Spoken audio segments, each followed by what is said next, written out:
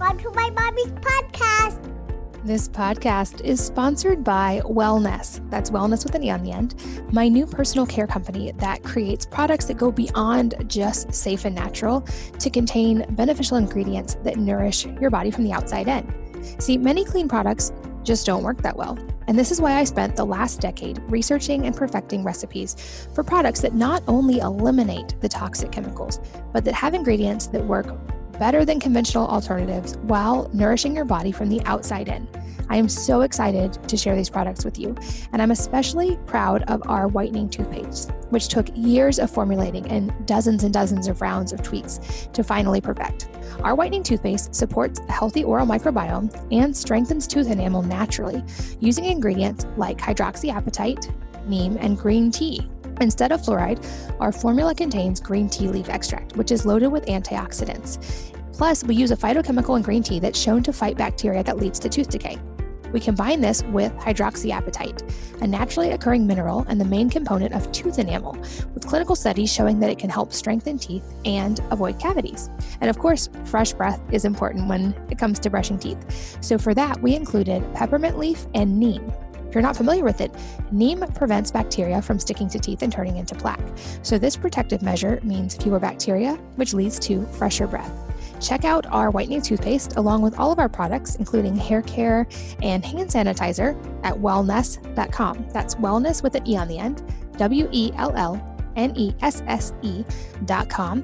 And a tip, if you buy a bundle or subscribe, you get an automatic discount that's built in both of those ways. So check it out, wellness.com. This episode is brought to you by Alitura. You've probably heard me talk about them. This is a skincare company I love, and it's founded by a dear friend of mine, Andy, who created these incredible products when he was in a horrible accident that left him with scars on his face. And this sent him into an incredible research phase to figure out ways that he could hopefully heal those scars and not have them with him for life. And he developed some incredible products that have allowed him to do just that.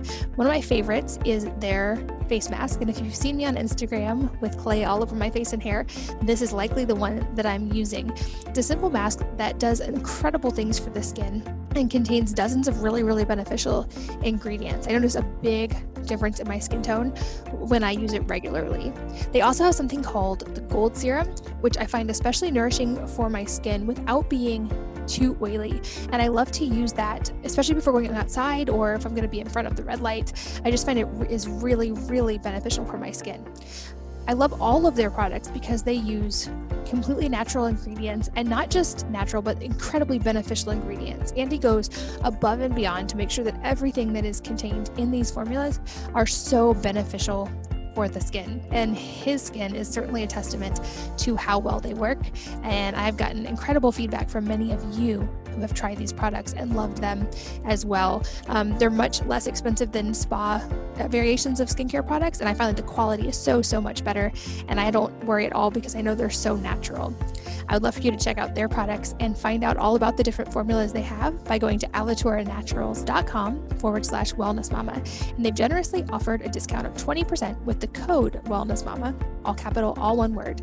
Again, that's alituranaturals.com, alituranaturals.com/wellnessmama, and the code wellnessmama to save 20%.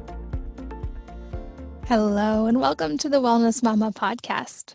I'm Katie from wellnessmama.com and wellness.com. That's my new line of personal care products like hair care, toothpaste, dry shampoo, and hand sanitizer. You can find all of that at wellness with an E on the end.com. This episode is all about chronic pain and everything the conventional approach gets wrong and how to actually resolve it.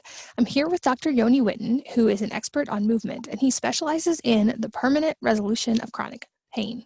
He's a lifelong athlete, and he's seen firsthand how the body's capacity for physical and mental adaptation can influence performance at every level. He is well known for his work with chronic pain, and his program, the Pain Fix Protocol, blends the latest in scientific research with essential concepts from the fields of natural movement, evolutionary health, spinal hygiene, and much more. So it goes beyond just treating pain, and especially treats effectively the whole person. In this episode, we really go deep on things like why 1.5 billion people are suffering from chronic pain worldwide, why people need joint replacements, even on joints they're not using. In fact, why that might actually be the reason. A surprising correlation between longevity and your ability to get on and off the floor, and why so much of the conventional approach to treating chronic pain doesn't make sense when we think of pain as trying to tell us something important so that we can resolve it. I really respect Dr. Whitten's work. This is really a fascinating episode, especially if you have chronic pain, but truly, even if you don't, it can help so much with posture, and we can all learn so much from his approach to movement. So very fascinating episode. I know that you will learn so much. So let's jump in. Dr. Whitten, thanks for being here. Thank you so much for having me, Katie. I'm happy to be here. I'm really excited to chat with you today. A lot of people listening may know of Dr. Ari Whitten, who is your brother. I love, apparently Genius just runs in your family. I'm so excited to have you on as well. I think you are an expert on a really important topic that, at least from my limited knowledge, is an increasingly large problem in society today. And this is the issue of chronic pain, of which I'll admit I understand not very much of, and I think is, like I said, increasingly important to address, and I would guess a very multifaceted problem with potentially a variety of solutions. But to start broad, can you walk us through maybe why we're seeing chronic pain as such a large problem in today's society? Well, you actually phrased that perfectly, Katie. So kudos on that. It's a huge problem. It's absolutely multifaceted. Conservative estimates put about 1.5 billion people worldwide as suffering from chronic pain. The most common variety there is back pain, and about a 1/3 of that 1.5 billion, so 500 million people with back pain. And you're not alone in what you said earlier at all, from the standpoint of not understanding a lot about it. It's an extremely complex topic. It's multifaceted, as you said. I'm going to give one perspective today. And my perspective is the reason that chronic pain is such a big problem has a lot to do with the lifestyle that we're living. We have a modern lifestyle that's littered with what I call chronic pain traps. And those traps include everything from a sedentary living, which is completely out of character for how human beings have lived basically throughout the existence of our species. We spend an abundance of our time in what are called flexion-based activities. And we'll get into this more later, I'm sure, but flexion-based activities are basically activities where you are reverting back to fetal position. The fetal position is a completely non-functional position. And if you look at the literature on it, it's directly associated with multiple pain conditions: neck pain, back pain, headaches, some of the most common chronic pain conditions. We also have like a very limited movement diet. So human beings are omnivores, and we thrive on variety. And the same goes for movement. And what we spend our days doing is moving through very few movements and doing them repetitiously. We're toxic with blue light from what you and I are doing right now, sitting in front of screens, and insomnia rates reflect that. And then diet-wise, we have a extremely pro-inflammatory diet, and we're lacking in anti-inflammatory, omega-3s, things like that. And then finally, sense of community, sense of purpose. A lot of young people particularly are struggling with that, especially this year with all the changes that we've seen.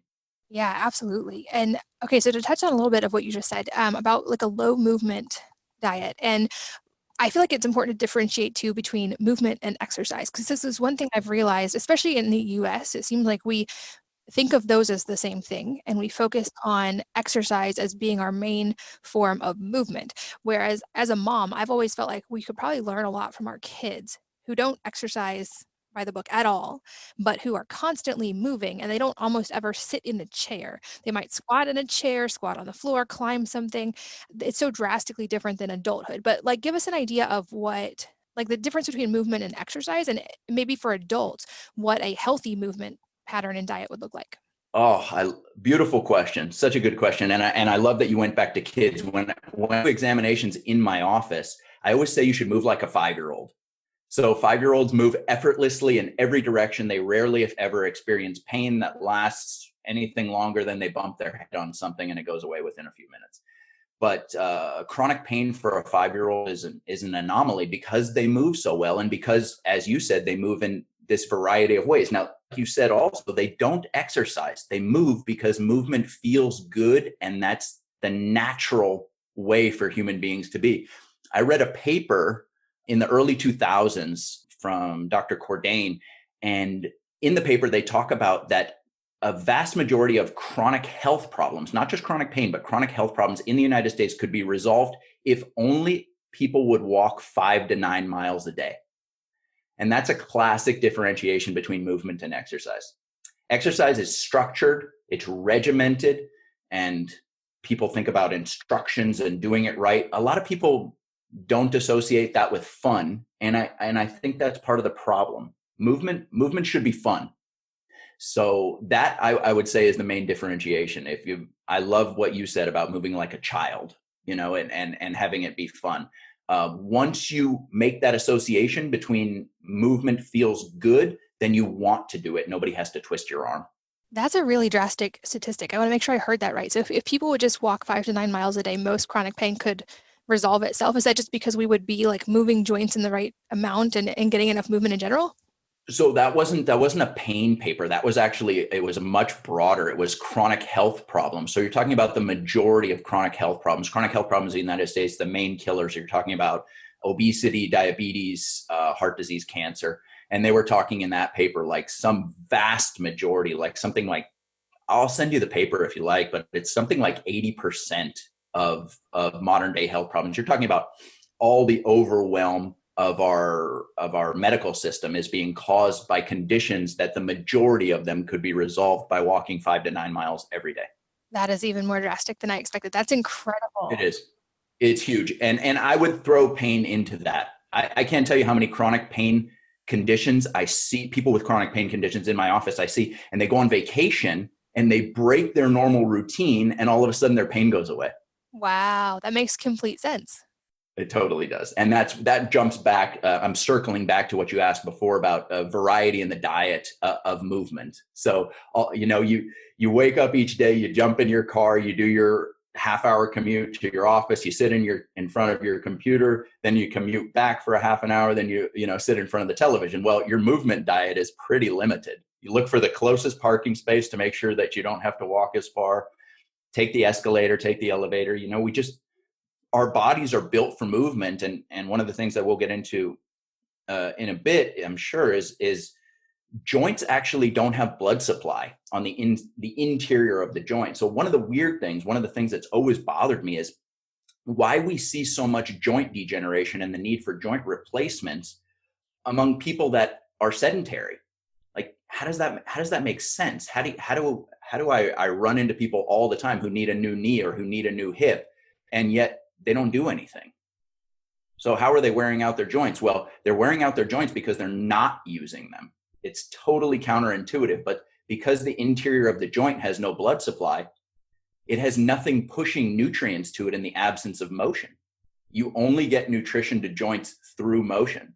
So if you're not moving, you're getting almost no nutrients. And if you're moving through a very limited motion, you're getting very limited nutrients. It would be like if you had a diet of only bananas.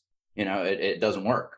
I'm like afraid of bananas. Some of my listeners know that's one of my actual phobias. So that sounds like my literal worst nightmare. Like slipping on one?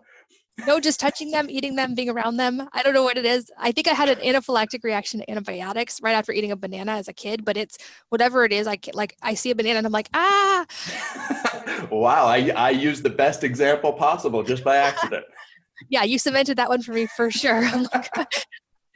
Okay, so I want to get to tips for movement in a minute, but I want to go a little bit deeper on that first. I love that you brought that up because another podcast guest, Hunter Cook, brought this up as well. The idea that joints are different than a lot of areas in the body in that they are not vascular. They don't have a blood supply directly into them. And I think this is a really profound, important thing to realize. And so I would guess based on what you said, not just do they need enough movement, but they need enough variety of movement because the same movement over and over would probably just be getting nutrients into that specific part of the joint and not the entire joint. If maybe I'm extrapolating that wrong, but kind of explain what you mean by that. No, actually what you said is spot on. There's been a bunch of research out of China where they're comparing, because the United States has this incredibly high incidence of hip replacements among people that are inactive or have been inactive throughout their lifetime. So you're saying, like, how are they wearing their hips out? And then they compared them head to head with aged matched peers in China. And what they're finding is something like 80% less need for hip replacements, as much as 90% less need for hip replacements in China for aged matched individuals. Absolutely fascinating. And what they found, what the difference is in China, one of the speculations for the difference. Okay, so there's definitely going to be dietary factors. There's definitely the fact that Americans tend to be much larger and heavier than the Chinese. We'll take those off the table and acknowledge those. But one of the things that the researchers speculated for sure was that with an Eastern toilet, they squat. They get into a super deep squat, and they move that hip through its full range of motion by getting into and out of that very deep squat. And you figure you spend at least 2 minutes a day in that position every day, and you're providing more nutrients and you're flushing out more waste products from those joints. So you extrapolated that information exactly right. There's plenty of data to support what you said. Okay, so I feel like these two questions are probably going to overlap, but I'd love to go deeper on some tips for working in movements. And I would guess that one of them probably is learning that deeper squat and using that position. I feel like this is a position many Americans don't use at all. Like I've read some stuff in passing that many of us can't even get into a proper squat, much less hold it for more than a few seconds. And I'll admit this is a deficiency I have as well. I can actually, tell me why this is wrong. I can do it under load. So with a weight, I can get into a deep squat and hold it for quite a while, but I feel like off balance just holding a deep squat normally. So I know this is an area I need to work on, but walk us through maybe the squat side and then some other tips for movement as well. Sure. Well, let me address your question first as to why you're having difficulty without a load on your back. It's because of tissue tension and probably balance. So you're maybe used to squatting with weights and not used to doing it without. I'm guessing. The other thing is, for women, do you have a history of wearing high-heeled shoes? Not as much recently, but for sure when I was younger. Okay, so that leads to a thickening of the Achilles tendon. So interestingly, this is a funny aside here, and we'll get back on track in a second, but women tend to wear high heels and they spend large sums of money, my wife included, much to my chagrin, to make their legs look good. And what happens is when you wear those shoes over time, it actually causes a shortening of the calf and a thickening of the Achilles tendon. So high heels literally give you cankles over time. And there are studies that confirm that on MRI. So that's one of those things that I just find ironic. But essentially what you do is you get a shorter Achilles tendon, and then it requires excess weight on your back in order to stretch that out. That makes sense. And then, yeah, I noticed my heels tend to come off the ground. That's what it is. So that's the tension in the calf and the Achilles tendon. Fascinating. Yeah. I'll give you another funny side. When I remodeled my clinic, I wanted to install an Eastern toilet, which is I don't know how much travel you've done on that side of the world, but it's basically a squat toilet. And it's part of my examination to get somebody into and out of a squat. It's a super important position. Not to mention that cultures that get into and out of the deep squat and up and down off the floor because, say, they eat on the floor, they don't rely on furniture like we do here in the West. The Okinawans are a classic example. They're one of the blue zones where people are consistently living to be over 100. And there's research out of Brazil. A group of researchers down there found that a person's ability to get down and up off the floor unassisted, meaning without using your hands or your elbows to brace yourself, directly correlates with longevity. That's fascinating. Does that work in reverse? So if by improving those things and getting better at that, does that correlate with longer life? I love your thought process. I'm going to send you that article as well. So my feeling is, and this is the same way I address chronic pain, anything that you can get working in your favor improves your situation. So I like to snatch up as much low-hanging fruit as possible. It's also stuff that just improves your quality of life. Think how limiting it is for a person when they say, I can't do that. As soon as you said that mentally, your world is closing in on you. And that's really the worst thing I would say about chronic pain is people's worlds just they shrink in on them, and to the point where, oh, I can't do that, I can't do this, I can't do that. And their quality of life essentially gets ruined, and it's way more debilitating than the pain itself in most cases. That's okay. So I'm putting a note to come back to like some really practical tips for movement at the end. But before you do, I want to make sure we don't bypass a few other questions I had related to chronic pain, because I feel like we jumped straight into movement, which I'm guessing is going to be a big part of the solution. But it is definitely does not seem to be the common first line of treatment that people are getting a lot of times when they go in for chronic pain. So let's talk about what is the right now conventional common treatments that are happening when someone comes into a healthcare provider with chronic pain, and then maybe some of the deficiencies that has. Yeah, it's actually a huge problem, and it's a catch-22 also, because the number one prescribed treatment is nonsteroidal anti-inflammatories. That's Advil, Motrin, ibuprofen, things like that. And then the number two prescribed treatment recommendation is to rest or immobilize the painful area. Now, the reason why this is really weird is because there's been guidelines, treatment guidelines that were developed by the American College of Physicians and the American Pain Society. So these are experts who have read literally all of the research on chronic pain, and their recommendations are staying active, using focused breathing techniques like Tai Chi or yoga, and then relaxation or meditation techniques. They specifically say for their tier one, that's when a person comes into the system, non-pharmacological treatment. So it's in direct odds. The expert recommendations are in direct odds with what's actually happening. And that caused the Lancet, which is one of the most famous medical journals in the world, one of the most well-respected journals, to say, hey, there's a huge mismatch here. They did a huge pain study at the end of 2018, and they said, guys, what's going on? We've got an enormous mismatch between what the research says and what we're doing in hospitals. And the conclusion from that study was, basically, we're spending a lot of time, effort, money, and resources, and we're making the situation worse for our efforts.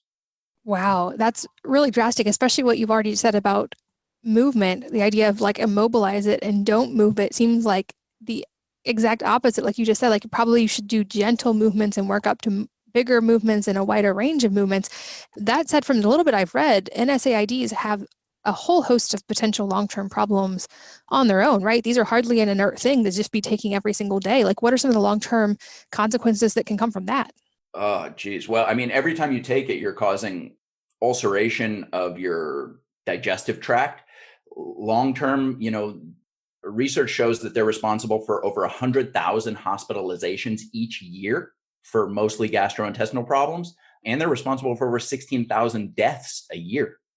So yeah, the consequences are no small thing. And it's not a coincidence that the American College of Physicians and the American Pain Society are specifically saying, don't go that route. So yeah, what you said is right. It is what's taking place is directly at odds with what we should be doing. And I've at least heard of some cases, typically it starts more maybe from pain perspective, but then continues with chronic pain, are people taking opioids and other even more intense painkillers, which I guess would be probably an even more severe problematic solution that's not actually fixing anything and probably creating a lot more problems over time, I would guess, right? You are 100% right. In about 1999, opioids started replacing nonsteroidal anti-inflammatories. Basically somebody would come into the system, they would get their nonsteroidal anti-inflammatory drugs. They would come back a few weeks later, and if those weren't working, then they would say, okay, we're going to throw more at this. So we're going to go to opioids. So from 1999 to 2010, there was a 400% increase in opioid prescriptions. And in that same time frame, from 1999 till now, we've seen a 500% increase in deaths due to prescription opioid overdose. And we're at the point now where opioid overdose is the leading cause of death for Americans over the age of 50, I believe. Wow, I had no idea it was that bad. Yeah, it's pretty bad. And there's another thing there, which is, and this has come to light with all the lawsuits against the pharmaceutical companies, which is that a couple of researchers at the University of Colorado at Boulder found that taking opioids for 5 days actually led to an increase in pain intensity and duration. Wow. Yeah. So you want to talk about a smack in the face. Okay, somebody's going to give you a drug. They're going to charge you money for it. 5 days after taking it, it's now proven that the drug that you're taking for your pain makes your pain worse. Wow. This is that. Yeah, that's really all you can say. And you would want to hear a double wow on this. And I won't go. I don't want to get into any conspiracy theory stuff because in general I don't go down that route. But it's pretty nasty when they're giving you a drug that makes your situation worse and makes it longer lasting, which would encourage you to take more of the drugs. And then here's what happens on the back end.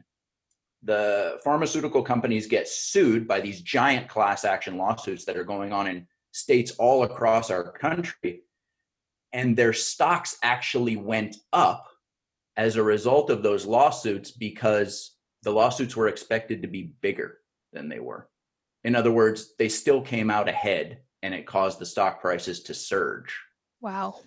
Yes. Yeah. Oh my gosh. So that's, I mean, definitely a problem. I feel like often it's like we need to take a 10,000-foot view and go back to kind of first principles. I'm a big fan of mental models and first principles. And I feel like maybe a lot of this stems from the idea that pain is a bad thing. So when someone comes in with chronic pain, they're expecting relief from chronic pain. They want a quick solution. We know that's treating the symptoms is a big thing going on across all aspects of medicine. But it also makes me wonder if the pain isn't actually serving a purpose. Like I find often our physical reactions are great teachers. If we're having digestive disturbances, sometimes that's letting us know that something we're eating is not good for us or that we need to fix our gut health. So it makes me wonder, and I would guess from what you've already said, like it's at least telling us we need to move more. But is there an element of we're thinking about this kind of all wrong to begin with? Like, is pain the actual problem at all? Oh, such a beautiful, you said it exactly right. That's actually one of the things that I really hope that we would talk about. And it's this switch that's taken place where our focus has become completely on the pain itself, instead of, like you said, figuring out what the pain is trying to tell us. The idea starts at, is the body intelligent or is the body stupid? If you believe that the body's intelligent, then the signals that it sends you are meaningful. For example, if you have digestive disturbances, if you're throwing up, you should probably ask, what did you eat? Or what did you have your hand on that you put on your face? Those are good questions to ask. And the same goes for pain. I would argue very strongly that if your hand is on a hot stove and your body is sending you pain signals to let you know that your hand is on a hot stove, then taking drugs to eliminate the pain while your hand remains on that hot stove is not an intelligent decision that's in your best interest. Yeah. So the pain, like you said, the pain is not the problem. The pain is letting you know that there is a problem. And that's a critical distinction to make. Yeah, I love that analogy of like you wouldn't, if you're burning your hand, you shouldn't try to just get rid of the pain. You should remove your hand from the source of the pain. And then you still might have residual pain after. And that's a different thing you can address while you heal from the fact that you just burned your hand. But you've got to solve the problem first. So what are often some of the things that the body's trying to tell us? And I'm curious if there's also potentially deeper meanings as well. I don't know if this is accurate, but I've read, for instance, that people can have a bulging disc, which is considered a source of pain, and not even realize it and not be in pain. And other times people can have chronic pain and not have what appears to be any physical thing that's actually specifically out of place or wrong. So it tells me there might be something more going on here to begin with. But what are some of the things the body's trying to tell us when we have chronic pain in different areas? Sure. Yeah. It's a really great question. Let me circle back just for a second and talk a little bit more about that, because it is a subject that people should wrap their heads all the way around. So it's strange that it works the way that it does when somebody goes into the conventional medical system complaining of most aches and pains. The pain is treated as the pain is the problem. But if you go in to see a dentist and you have tooth pain, you would never come out of a dental office with a prescription for painkillers only. You would never. If they did an examination and they did their imaging and they didn't find anything, they would keep looking. They would keep looking until they found an explanation for the pain that you were experiencing, or they send you off to somebody who they felt was better qualified to figure out what your problem was. Those are the two things that would happen there. Nobody in their right mind would come out of a dental office with a prescription for painkillers and think that that dentist had done their job. But in the conventional medical model, it's accepted. Not only is accepted, but patients actually demand it. Give me something for this pain. Get rid of this pain. The average patient that comes into my clinic has no idea. I should preface this. The average patient that comes into my clinic has seen about 5 to 8 other practitioners before they get to me of various types. Most of them have no diagnosis, no accurate understanding of what's going on with them. And they've been prescribed painkillers and they're all scratching their heads wondering why they're still in pain. So it's a strange thing. We associate it perfectly right in a dental setting and perfectly wrong in a conventional medical setting. And yet it's two parts of the same body. I don't understand why that differentiation is made, but it's there. To answer your question about what causes pain. So you brought up the example of bulging discs. You're exactly right. There's studies that show, with bulging discs, there's studies that show with torn rotator cuffs, there's studies that show with torn meniscus in the knees, that you could pull 100 people random off the street that have no pain and give them an MRI of their lower back and you'll find a disc bulge. You'll find an MRI of the knee, you'll find 50% of them have a meniscus tear, or 50% of them have a rotator cuff tear and no pain. So that has led to things like, say, Dr. John Sarno's work, who's a medical doctor, and he came up with this. He was working at a clinic in New York, I believe. They were doing physical medicine. They were giving corticosteroid injections, nonsteroidal anti-inflammatories, and basically, and they were doing some exercise rehabilitation. And he was basically, I think he got upset and with his results, he wasn't getting the results that he wanted. So he basically threw that all out and he said, hey, what's the deal? We see these imaging studies where 50% of people with no pain have disc bulges. So disc bulges don't cause pain. He kind of went blanket statement on that and said, everything is caused by suppressed emotions. So he has a following of people basically outside of the medical establishment. Nobody's published papers on his work. It's been pretty much discounted, but it doesn't mean he wasn't right about some stuff. I would push back on one thing that you said there, which is I've never seen this, which is a person who comes in with chronic pain who passes a physical exam. So in my mind, pain and a person's ability to function, their ability to move, are directly linked. And I find it hard to uncouple that link. That's fascinating. I'm glad you pushed back on that. So can you walk us through what does that look like? What does a physical exam look like when someone comes into you with chronic pain?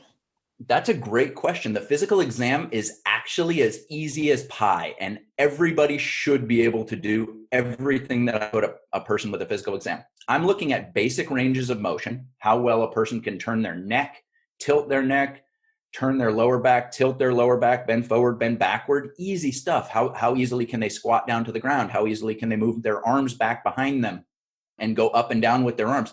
Really basic levels of functionality. And I got to tell you, in 15 years of practice, the amount of people that have passed my physical exam could be counted on one hand.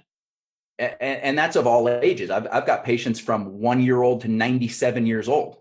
And I've had less than 5 that have passed my functional exam in 15 years. One of the things that Dr. Sarno said in his book that pushed him to his theories was that, he would say he would see patients who were complaining of horrible, debilitating chronic pain, but they didn't show any signs, no movement signs. They passed his physical exam. I struggle with that one. I've seen very high functioning people come close to passing a physical exam, and I'm not doubting that there are psychological, emotional, spiritual components to the chronic pain cycle. But in most cases, a person's chronic pain will be detectable with a thorough physical functional examination.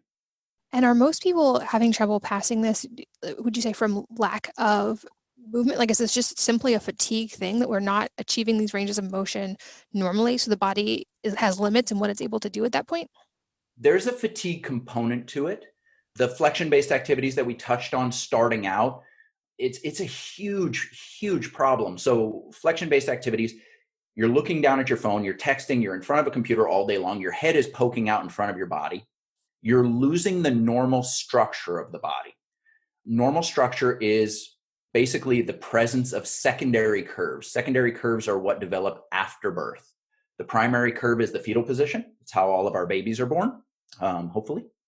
And first secondary curve develops in the neck so that the baby can find mom and dad, food and shelter and comfort. And so when that secondary curve comes in, they are finally able to look around. They're finally able to start using their arms and reach for things and things like that. But prior to that, when you're in fetal position, you're completely dependent on others for even your most basic needs. First secondary curve comes in the neck, you become more functional. Secondary curve comes in the lower back. You can now sit up unassisted. You can begin to pull yourself up to standing position, and then you can begin to walk. The final secondary curve is in the bottom of the feet, which allows you to basically restore energy for more efficient walking. So the loss of secondary curves, which we're seeing on a massive scale in modern society, leads to joints not being lined up with one another the way that they're supposed to. That's joints throughout the body, not just the spine. It leads to a massive amount of fatigue, where for every inch that the head pushes out in front of the body, it gains an additional 10 pounds of weight that needs to be supported. Severe downward angles at the neck increase the weight of the head. So the head normally weighs somewhere between 10 to 12 pounds. When you get to like a 45-degree down angle, the head weighs 60 pounds. So you're talking about a person who texts or looks down at a laptop all day long. There's definitely a fatigue element in that. But there's also an element of, look, if a wheel is not round, it's not going to roll straight. It's just not going to roll properly. So basically, we've got a bunch of people walking around, and the 6 most recent studies on forward head position have indicated that somewhere around 70% of our population has forward head position at this point. So that's 70, which takes that 10 to 12 pound head, makes it way heavier, it pulls all the joints out of the spine out of alignment. When you pull the joints out of the spine out of alignment, the wheel's no longer round. So a person can't even turn their head the way that they're supposed to. You're supposed to have 85, 90 degrees of motion when rotating your head to one side. The amount of people that even pass that portion of the exam is extremely low. I mean, less than 20%. Less than 20% of my patients can even turn their head the full amount. Unfortunately, that's just not a part of the conventional medical exam process. They don't compare it to, they would say, within normal limits. So, but we have a very unhealthy population. So if you're comparing it to other unhealthy people, you're bound to fall short. The reason my exam process is more stringent is because I compare it to what normal is, what healthy is. And anything less than normal is abnormal. That makes sense. I encountered that with, I used to have Hashimoto's, and with thyroid testing, I went to many doctors. So very similar to what you said, I had been to almost 8 doctors before I finally found a practitioner who knew what they were doing and understood root cause. So a lot of similarities there. But I had all this thyroid testing and been told like, oh no, this is in normal range. And it was, they were either testing only a couple of the hormones, so they weren't getting a full picture of what was going on, or it was a normal range of people who get thyroid testing. But who gets thyroid testing? Either people over a certain age who are already having depressed thyroid function, or people who suspect they have thyroid problems. So that was the lesson I had to learn. And it sounds like there's a very strong correlation here as well. It also sounds like posture is probably a much bigger piece of this than probably people realize. Like if we're spending this much time in our day in a certain pattern or like in a way that's not healthy for our movement and is causing chronic pain, how big of a role does posture play, and how do we start to correct those things? Yeah, it's a wonderful question. It's Aristotle said we are what we repeatedly do, right? So we are an expression of our habits. If you're spending all day in a fetal position, in a what I call flexion-based position, that's activities where you're seated, your head is down and your arms are out in front of you and your hands are in a grasping position. So essentially you're closing yourself down. You're making the head heavier. You're pulling the secondary curves out of the spine. You're putting extreme strain on your postural muscles. You mentioned fatigue and kind of loss of fitness earlier. That plays a role when you talk about sitting in quote unquote ergonomic chairs where you've got arm rests and back rests and head rests and neck rests. Well, essentially those rests or that furniture is holding your body, not you. So not only are you not using your muscles to move yourself, but you're not even using your muscles to hold the weight of your body up because the chair is doing all the work. So that's the person who at the end, they work like a demon all day long, and then they try to get out of their chair and they're so stiff that they can barely move. That's a person, like Aristotle said, that's a person who's adapted to what they're doing. Their body, the body's this amazing adaptive machine. And if you just do sitting in front of a computer working all day long, your body adapts to that position. And so you get really efficient in being in that position and really inefficient at doing other things. That makes complete sense. I'll show right now since we're actually on video, but for people just listening, I have two of these. So I don't sit on a stool, so I sit on a wobble stool, which at least I feel like is a little better. It wobbles, so I have to constantly like stabilize and I'm moving versus sitting still. But yeah, I love that idea that, and I feel like for kids too, it makes me so sad to see kids like slumped over in desks all day long. And in our homeschool, this is something I've actively resisted. So we don't have normal chairs at all. We have the like wobbly stools, but we also have like trampolines and yoga swings and surf trainers, and I much prefer them moving than sitting at all. It makes me the most sad with kids. But other than, so how do we address this? If people who have desk jobs or who do have to be in a stable sitting environment for a lot of the day, like how can we start to address some of these problems? I would guess even any amount of movement we can add in is probably helpful and good, but are there postural things we can do even within those constraints?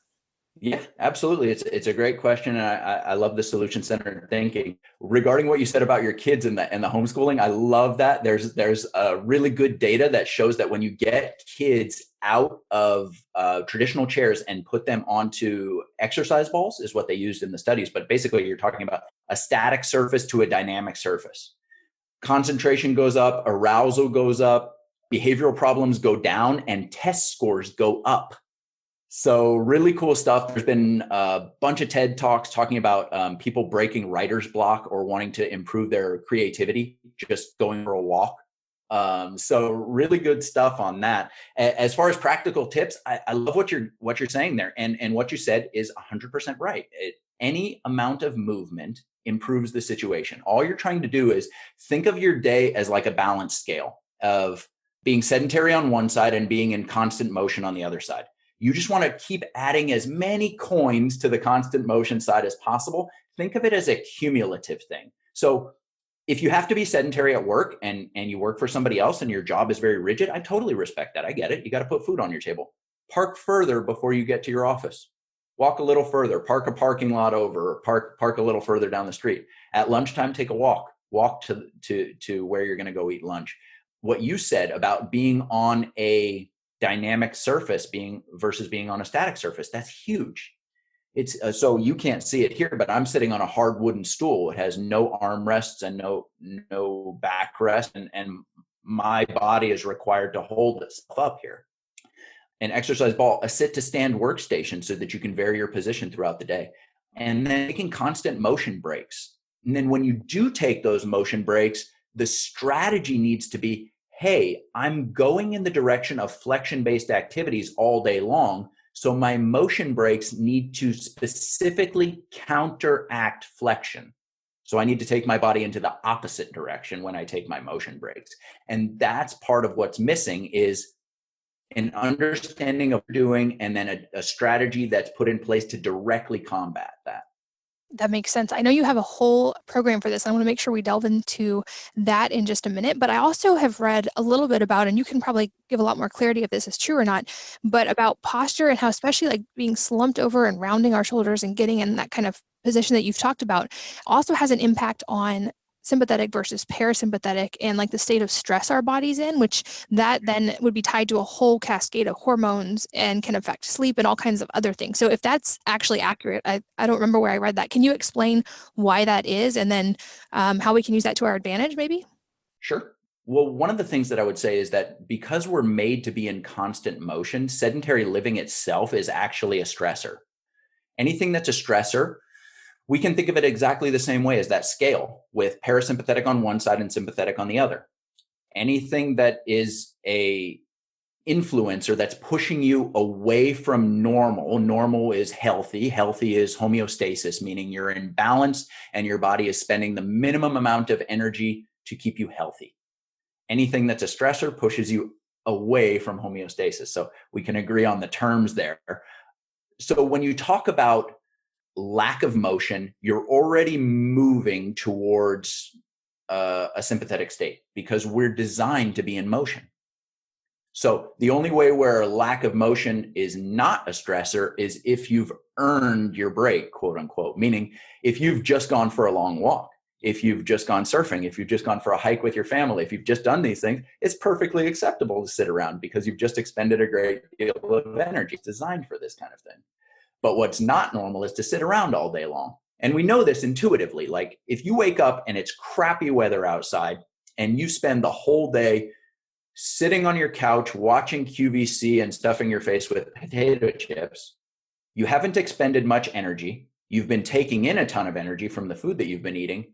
But I would bet that if you had woken up and gone for a walk and expended energy and then not eaten anything, you would actually feel more energized in the second example than you would in the first. Does that make sense? It does. I love that comparison. Yeah. And actually, I'm a big fan of like time restricted eating and water fasting. So I definitely notice I have more energy when I keep that like calorie intake in balance. Yeah, you're exactly right. But also our food intake is supposed to be coupled with energy expenditure. But it wouldn't make sense at all. If you're laying on a couch and you're taking in calories, you should be in a caloric excess. You should be overflowing with energy, right? Versus if you just went for a hard walk and didn't eat anything, you should be in a caloric deficit and you should be tired. But it doesn't work that way. And it doesn't work that way because our brains are designed to function off of motion. So motion actually feeds our brain in the same way that wearing an automatic watch on your wrist, the motion of your hand and your arm feeds the motion of how that watch's motor works. And if you take that same watch off and leave it on your dresser for 2 weeks, it stops working. Our brains function exactly the same way. Oh, that's a great analogy with the watch. This podcast is sponsored by Wellness. That's wellness with an E on the end. My new personal care company that creates products that go beyond just safe and natural to contain beneficial ingredients that nourish your body from the outside in. See, many clean products just don't work that well. And this is why I spent the last decade researching and perfecting recipes for products that not only eliminate the toxic chemicals, but that have ingredients that work better than conventional alternatives while nourishing your body from the outside in. I am so excited to share these products with you, and I'm especially proud of our Whitening Toothpaste, which took years of formulating and dozens of rounds of tweaks to finally perfect. Our Whitening Toothpaste supports a healthy oral microbiome and strengthens tooth enamel naturally using ingredients like hydroxyapatite, neem, and green tea. Instead of fluoride, our formula contains green tea leaf extract, which is loaded with antioxidants. Plus, we use a phytochemical in green tea that's shown to fight bacteria that leads to tooth decay. We combine this with hydroxyapatite, a naturally occurring mineral and the main component of tooth enamel, with clinical studies showing that it can help strengthen teeth and avoid cavities. And of course, fresh breath is important when it comes to brushing teeth. So for that, we included peppermint leaf and neem. If you're not familiar with it, neem prevents bacteria from sticking to teeth and turning into plaque. So this protective measure means fewer bacteria, which leads to fresher breath. Check out our Whitening Toothpaste along with all of our products, including hair care and hand sanitizer at wellness.com. That's wellness with an E on the end, WELLNESSE.com. And a tip, if you buy a bundle or subscribe, you get an automatic discount that's built in both of those ways. So check it out, wellness.com. This episode is brought to you by Alitura. You've probably heard me talk about them. This is a skincare company I love, and it's founded by a dear friend of mine, Andy, who created these incredible products when he was in a horrible accident that left him with scars on his face. And this sent him into an incredible research phase to figure out ways that he could hopefully heal those scars and not have them with him for life. And he's developed some incredible products that have allowed him to do just that. One of my favorites is their face mask. And if you've seen me on Instagram with clay all over my face and hair, this is likely the one that I'm using. It's a simple mask that does incredible things for the skin and contains dozens of really beneficial ingredients. I notice a big difference in my skin tone when I use it regularly. They also have something called the Gold Serum, which I find especially nourishing for my skin without being to oily. And I love to use that, especially before going outside or if I'm going to be in front of the red light. I just find it is really, really beneficial for my skin. I love all of their products because they use completely natural ingredients, and not just natural, but incredibly beneficial ingredients. Andy goes above and beyond to make sure that everything that is contained in these formulas are so beneficial for the skin. And his skin is certainly a testament to how well they work. And I've gotten incredible feedback from many of you who have tried these products and loved them as well. They're much less expensive than spa variations of skincare products, and I find that the quality is so much better, and I don't worry at all because I know they're so natural. I would love for you to check out their products and find out all about the different formulas they have by going to alituranaturals.com/wellnessmama, and they've generously offered a discount of 20% with the code wellnessmama, all capital, all one word. Again, that's alituranaturals.com, alituranaturals.com/wellnessmama, and the code wellnessmama to save 20%. Okay, so you said we should, for like correcting posture and with movement breaks, we should be focusing on movements that counteract the state that we're in constantly when we do have to sit. What would be examples of some of those types of movements? So the main thing I would say, because back pain is the one of the chronic pains, and you're talking about somewhere in the neighborhood of 500 million people suffering from it, what I would say is go into lumbar extension, which is backward bending at the lumbar spine, which has gotten a totally bad rap, and it's total BS. Everybody tells you not to bend backwards at the waist. There's nothing wrong. We're supposed to have 30 to 35 degrees of backward bending in the lower part of the back. The curve bends that way. It's perfectly obvious that our spine is designed to go that direction, and there's nothing dangerous about working in a normal 30 to 35 degrees range of motion in that direction. The classic example that most of your listeners would probably be familiar with would be an upward dog. Okay, that's an easy one to visualize and to be able to implement. What about I've read a tip that it's good to have any kind of bar in your house and to just hang for some time throughout the day. That's really good for our shoulders over time. And I would guess that is an opposite of us having our arms just like down and at our sides. But is there any credibility to that? Yeah, there's actually I forgot the name of the book. I'm totally spacing on this one, but there was an orthopedic surgeon who was doing tons of rotator cuff surgeries. And like Dr. Sarno, he wasn't happy with the results that he was getting. So what he did was he wrote this whole book, and instead of doing surgeries, he just prescribed a hanging routine for all of these patients who came in. And he was getting phenomenal results just from that, just hanging. And again, this goes back to what you were talking about with your thyroid situation, and what are you comparing yourself to with your results? So the philosophy on the hanging is quite simple. It's just that, hey, we originated primates, and primates hang, and that's part of what's natural for our species. So spending a little bit of time hanging in that position is very healthy. By the way, that's the reason why that 5 to 9 miles is also so powerful for influencing human health, is because that was the norm for our species throughout our existence. That makes complete sense. Okay, so in just a second, I want to make sure we really delve into the specifics of your program. But before we do, I'd love to hear if you have any other tips for just incorporating movement. And I'll share some that I've found in our house, just because I realized I'm a creature of habit, and if I put something in my way, I'll do it. But if it's off in a separate room, then I won't necessarily remember. So we had a gym room for a while, and I realized I could just forget it was there, conveniently not go there. And what we started doing instead was I put movement in our way all the time. So down our, and I'll link to these in the show notes, down our hallway, we have a gymnastics track now. So the kids don't ever walk down the hallway. They somersault or handspring or flip down the hallway.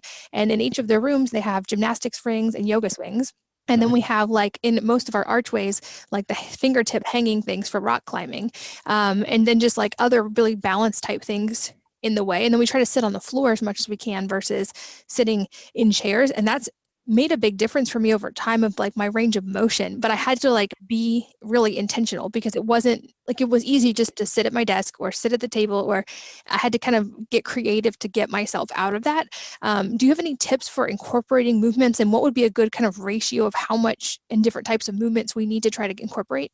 Yeah, I mean, it's a wonderful question. I steer away from, generally speaking, specific prescriptions for amounts, because it depends on what that person's starting point is.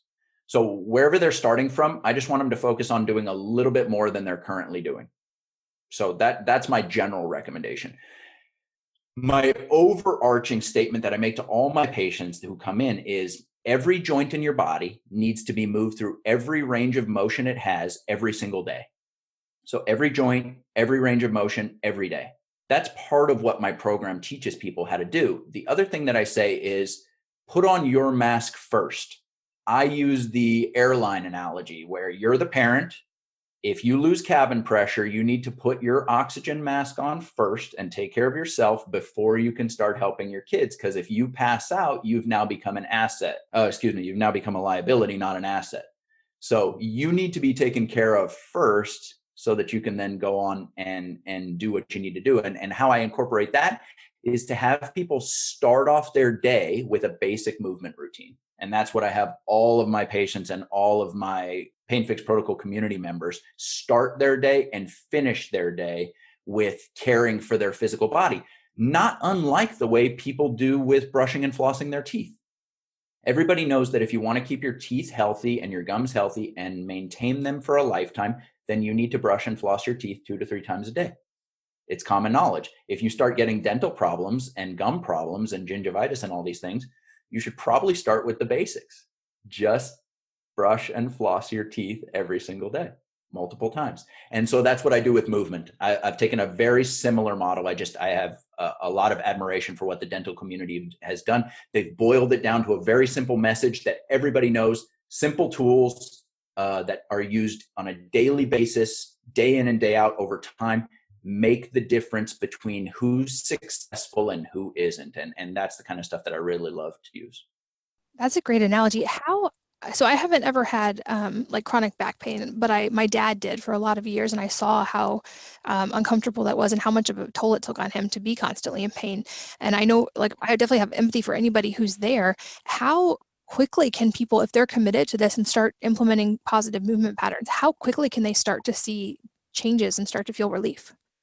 That depends on where the person's starting from, but basically, as soon as you start, I always say the person's in pain is in a hole. And so before we can even start working on their health status, we need to get them out of the hole that they're in and get them back to neutral. So like I always use a painting analogy, like the picture that's been painted is not what we want to see. So we got to kind of get it back to just a blank canvas, and then we can start painting the masterpiece. So, but I mean, geez, I have patients, community members who have said that just within five days, people are seeing a difference. I have other people that take a few weeks. The program itself, I offer a 30-day money back guarantee on it. I'm not saying that to plug the program so much as I'm saying it because I feel that window of time will be enough for most people to see results.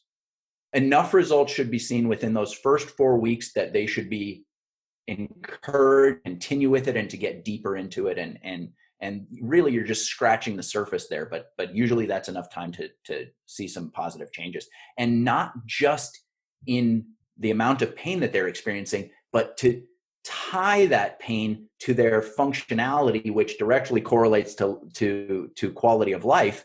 And so what they should be seeing is like, oh, hey, wow, I can turn over my shoulder when I change lanes and make sure that I'm not going to crash into a car and things like that. I can reach up over my head and take things down out of the counter. They start saying to themselves, I can do this instead of I can't do this. And their world starts to open up. So I usually find that 30 days is enough for them to get a little taste of that. That's awesome that it can be that rapid. I'll make sure we have a link in the show notes to that so people can find it, but just walk us through a little bit more where people can find that and like what they can expect when they enter your program. Because I know you do work one-on-one with people, but you're in the San Diego area, but anyone who's not in your area can do your program anywhere in the world, right? That's exactly right. So that was actually why I developed the program. It was my brother's urging. He'd been prodding me for years, and I gave him so much resistance on it because I've been in practice for 15 years and I love working with people one-on-one. And I didn't feel like I could do justice to the process via an online program. And my brother made the point, which was a great point, that I'm very limited in who I can work with in my practice. It's mostly limited by proximity. So we created the program, and like I said a minute ago, I wanted to use that dental model where if I just give people these simple tools and they implement them consistently and with what's called the principle of progression, which anybody who's familiar with resistance training would know, or training for a marathon, right? If somebody's training for a marathon, they've never run before in their life, start them off with 26.2 miles because they'll never run again and they'll hate your guts. You start them off with maybe a lap around the track, a quarter of a mile, and then you slowly build up over time because the body adapts to what you give it, and it will modify itself to accomplish the task that you're giving it. So that's the same principles that we use in the program. What they can expect to get from the program is it's going to teach them to uncover structural and functional issues that are contributing to their pain problem. So this is one thing that we haven't touched on yet, but what you said earlier is exactly right. There are emotional components, there are psychological components to chronic pain. It couldn't be otherwise for a situation, say somebody like your dad who was in chronic pain for a long period of time. Chronic pain is directly linked to depression. And how could it not be? You're saying to yourself, I used to be able to do this. I can't do this. I don't know what to do about it. If I've gone the conventional medical route, they're telling me to rest and immobilize myself, and they're giving me drugs that in some cases make the pain worse. Yeah, I could see how that would make a person depressed. You lose hope, which is where a sense of depression sinks in. When you influence the pain cycle, so you have pain on one end, you have your depression, psychological, emotional component to that. You have inflammation going on a cellular level. You have digestive upset. You have increased stress response, which you touched on, and I didn't jump into that, which I can jump into a little bit now. But increased sympathetics, all of that is being influenced. If you come in and positively influence any one part of that cycle, you've now positively influenced the whole cycle. So you've taken that person and you've shifted them in the direction towards health.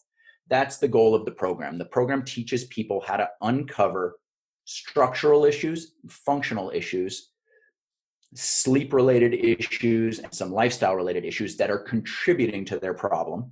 And then they are taken through a series of self-assessments where it's not a one-size-fits-all. Each person can figure out which specific parts are affecting their situation.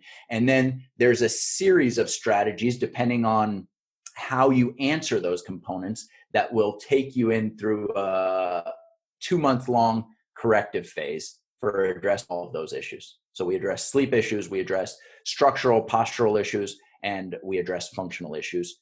There's also light therapy issues where we teach people to turn their body into basically a healing machine, and ramp up their metabolism to get their body working in a direction where if there is damage in the body, we can repair that, as well as some mindfulness and relaxation techniques where they can retrain their mental associations with their pain. So I brought in experts to teach those parts of the program. And there's a lot of good stuff in there.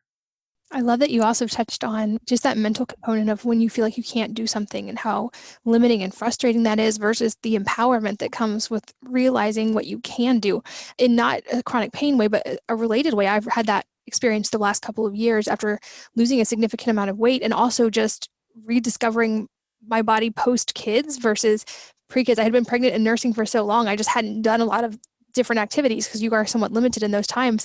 And I realized I didn't like being upside down. And so I had this, I can't do that. That's too hard or whatever.